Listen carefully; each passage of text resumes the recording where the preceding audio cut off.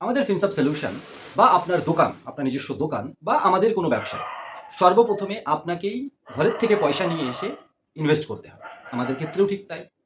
Private limited company হওয়ার আগে প্রোপ্রাইটারশিপ farm এরকম একটা প্রোপ্রাইটারশিপ কোম্পানিও হয়। আপনারা জানেন।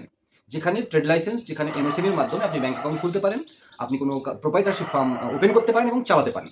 এবং সমস্ত বুদ্ধিমান মানুষরা এটাই করে থাকে। ভালোবাসায় প্রায় বছরখানেক প্রোপ্রাইটারশিপ ফার্ম হিসাবে ট্রেড লাইসেন্স আর এমএসএমই সার্টিফিকেট বা আরও সব ব্যাংক অ্যাকাউন্ট, কোম্পানির ব্যাংক অ্যাকাউন্ট সরকারি ব্যাংকে খুলে আমরা কিন্তু চেষ্টা করলাম, টেস্ট করলাম যে আমরা প্রাইভেট লিমিটেড কোম্পানি হিসাবে এগোবো কি না।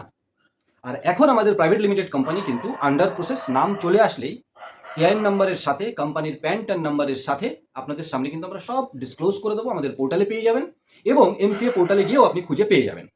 কিন্তু তার আগে আমরা প্রোপ্রাইটারশিপ ফার্ম হিসাবে আমাদের মার্কেটটাকে একটু টেস্ট করে নিলাম। আপনারা আমাদের সাথে আছেন কিনা, কেমনভাবে আমরা কাজ করব, আমরা আদৌ প্রাইভেট লিমিটেড কোম্পানিতে কনভার্ট হয়ে টিকতে পারবো কিনা।